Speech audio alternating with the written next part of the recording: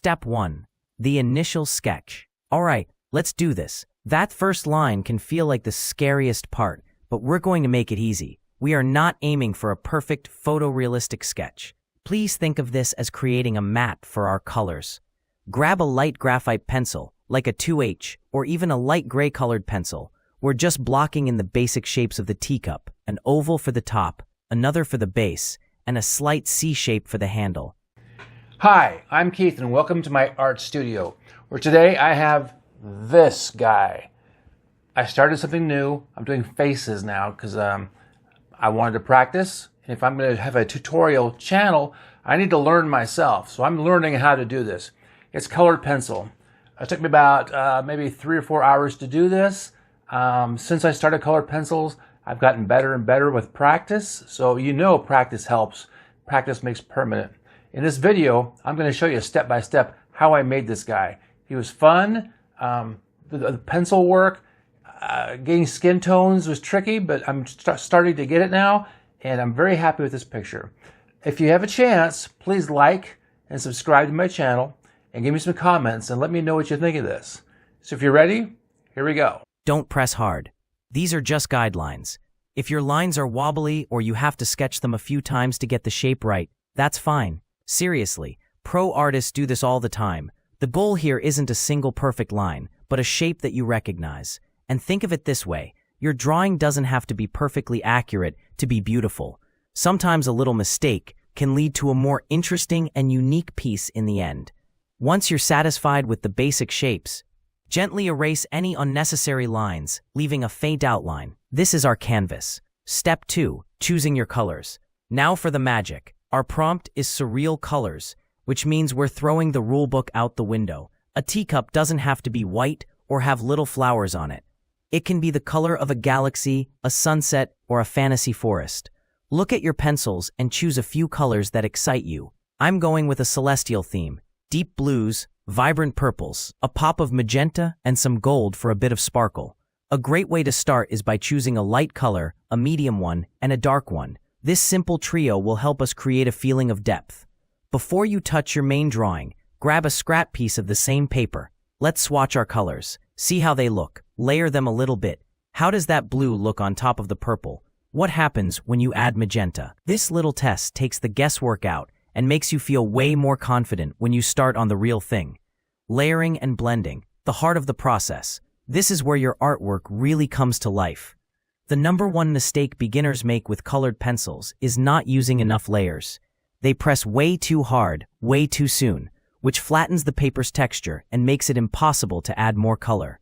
We're going to avoid that by working in light, patient layers. Let's start with our lightest color. Holding your pencil at an angle, gently add a smooth, even layer of color inside your teacup.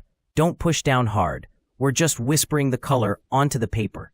You should still see the white of the paper showing through. That's precisely what we want. Now, grab your mid-tone color. Let's decide on a light source. I'm imagining the light is coming from the top right. So our shadows will be on the bottom and left side of the cup. With the same light pressure, add your mid-tone color to the shadow areas, directly on top of the first layer. See what's happening? The colors are starting to mix right before your eyes. Now, go back in with your first color and gently blend the edge where the two colors meet. Just keep repeating this process.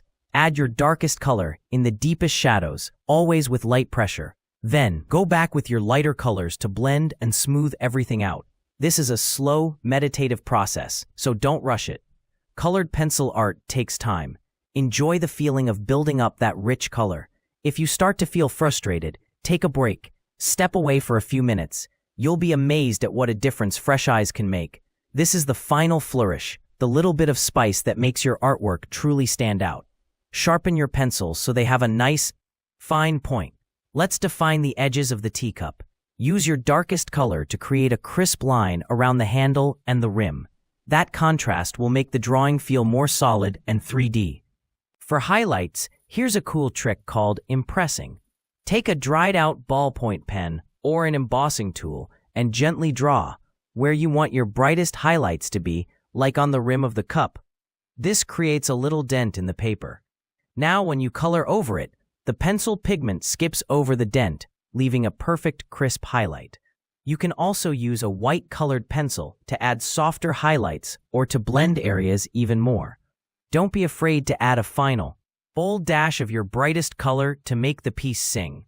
This is your masterpiece. Make it yours. Hi, I'm Keith, and welcome to my art studio.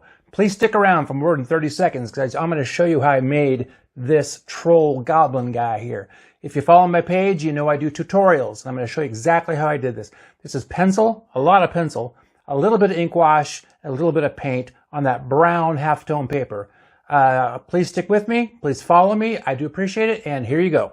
I think this picture will be the one that gets me to 1,000 subscribers on YouTube. This is a YouTube channel. I'm also on Instagram. Instagram doesn't do much for me. I don't know why. It used to be a pretty good channel for art, but it's not doing anything for me. But anyway, with this, I'm doing a troll/goblin, and I'm using a fat black magic marker. Now, that sounds like I'm making a poster, and this picture is cheap, because who would make a work of art with a marker pen? Well, recently, on my trips to the art store, I've discovered there's aisles filled with marker pens. And I'm sure marker pens have been around for a long time, but I was surprised at different kinds and styles and all the kinds of marker pens you can get. Now, I only use the black because I'm trying to emulate the look of comic books. I like the darks. And later, you're going to see that I use, right here I'm doing cross-hatching with a thinner magic marker. Actually, it's a brush pen. I got that for like $3 at the art store the other day. I love the brush pen. It's easy to do cross-hatching with it. It's wonderful. You should pick one up. It's black brush pen. And anyway, I am putting in my darks, bringing my background image, and then here I go. I'm taking my black ink out of the bottle. And I'm kind of loving the way this looks. I've done black ink with a brush for a long time, so I'm really used to how to do it. I use the razor edge for my thins, and I turn it to the flat side, get my thicks, because I really want it to look like comic book art. I don't own a lot of comic books. I don't really follow any comic books, but I'm familiar with the way their artwork looks, and I like it, and I try to emulate that look a lot. So right now I'm just working on the image, getting my darks dark. I'm thinking this black ink is going to make it really dark, but the problem with it is the paper that I use sucks up that black marker pen and ink so much that it doesn't really come off being super black. It dulls it down, lightens it up about 10%. Right now, I believe I just used was that my pencil or was that some paint? But right now I'm using my orange colored pencil. I recently got into colored pencils about 3 or 4 weeks ago, and I'm still learning how to do it, how to blend it, and how to do it. One thing I like about colored pencils is the amount of control I have. I have more control with a pencil than I do with a brush, but I use both because I'm into mixed media art and I use all kinds of things. So I'm liking the way the colored pencil works here. I really do.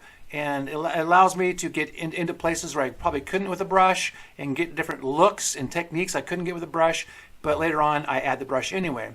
So now I am going over with a brown. I want to mix some brown in with the orange over that brown. It's a different shade of brown paper. And this came out looking, it's hard to describe the look. It's not sepia tone, but something like that. I like the overall tone value of the browns a lot. And later I add some, right there, I'm adding some green. The green is as if there was a light to the right side of your screen, a light shooting from that side, and it kind of backfills. Normally I use blue for that, but I decided to use green. And that looked pretty good too. So next on my plate, I got my, it's my airbrush paint. What it is white airbrush paint. I bought it in a bottle. It's pure white, but I don't use it for airbrushing because I haven't owned an airbrush since 1983. But this paint in the bottle allows me to just be able to brush my highlights on without having to mix acrylic paint or water it down. It comes pre-mixed now, and I like it for that.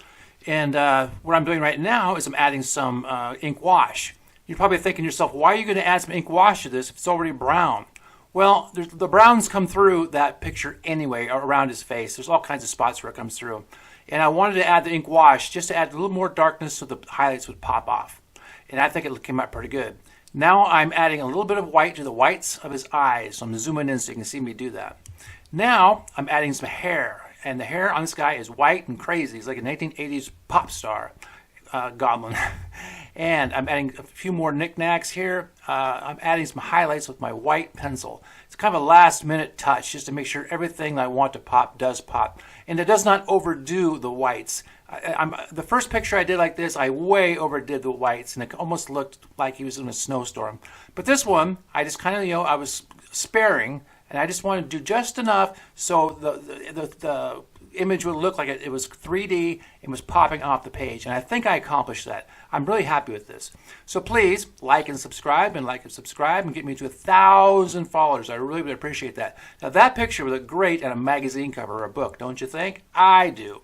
Thank you for being here.